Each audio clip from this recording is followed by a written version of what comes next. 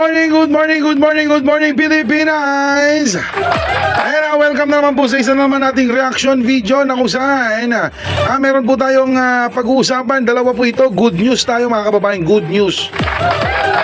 At syempre, yun nga, mas maganda kung ipakalat po natin, ipaalam natin sa ating mga kababayang Pilipino etong mga magagandang ginagawa po ng administrasyon ni Pangulong Bongbong Marcos. Kaysa naman itong magdibang na mga ka-fake newsan, itong mga DDS mga kababayan. Dito na lang tayo sa good news.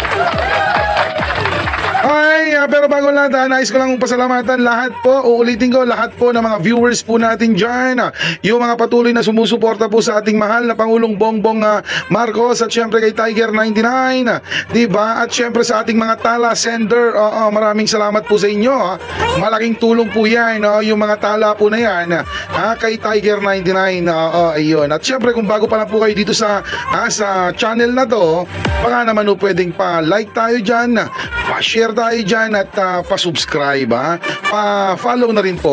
Maraming salamat in advance. So ito na nga mga kababayan, yung unang good news po natin galing po ito sa Presidential Communications Office. So ito po, ayan, alright. Ang sabi po dito, trabaho at serbisyong pangkalusugan sa Rizal. Mahigit 1,800 4Ps beneficiaries ang nakiisa sa programa Trabaho at Serbisyong Pangkalusugan sa Bagong Pilipinas na pinangunahan ni Pangulong Ferdinand R. Marcos Jr.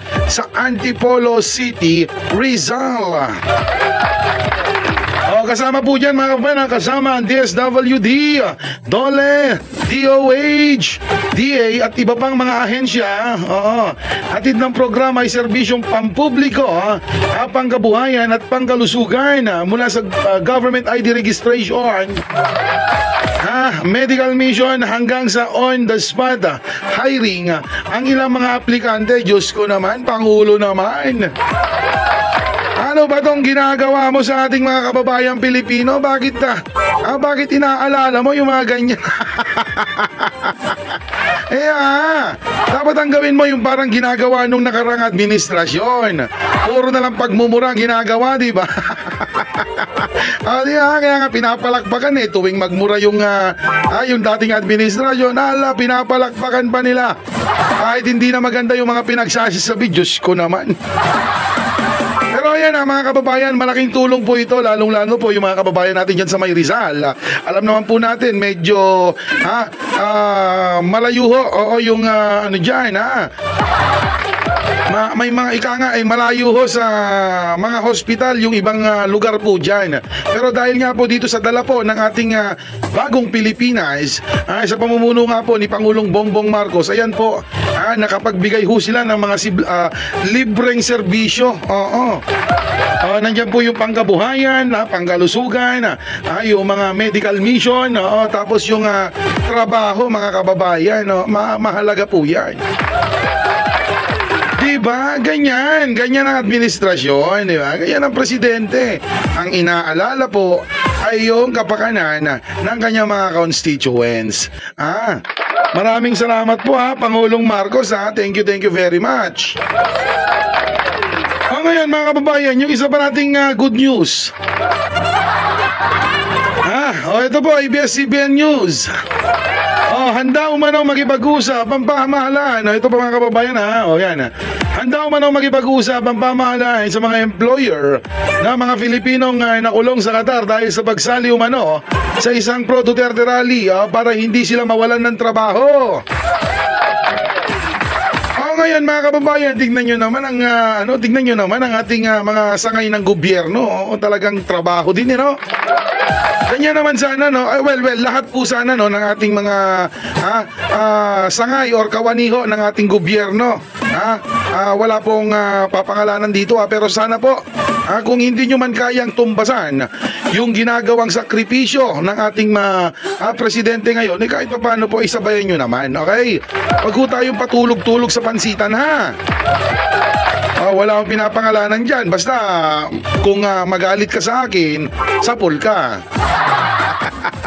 Pero sa tingin ko naman mga kababayan, wala naman pong ganun sa sangay ng administrasyon, sa sangay ho ng government offices. Lahat naman ho sila ay kumikilos.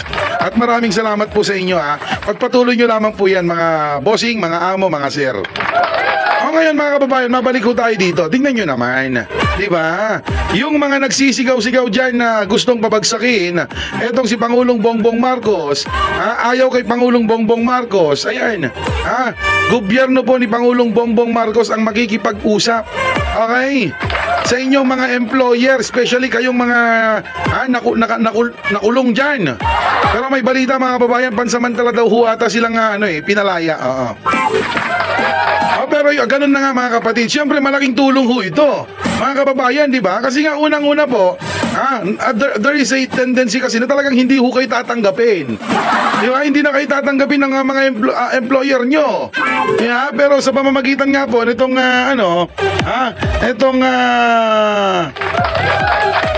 itong DMW or yung Department of Migrant Workers, makikipag-usap po sila sa inyong mga employers para naman na makabalik pa kayo sa inyong mga trabaho. Para naman magkaroon ho kayo ng pangkabuhayan,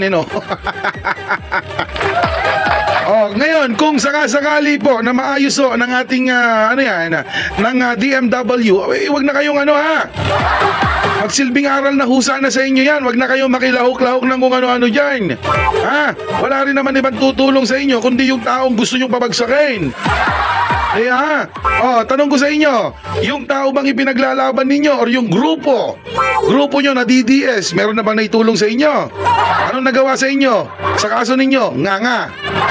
Di ba? Kaya sana maging magsilbing aral ho sa inyo yan mga kababayan. At hindi lang ho sa mga Qatar sa Qatar ho, hindi lang ho sa mga kababayan ho natin dyan sa Qatar. Pati ho sana sa buong mundo.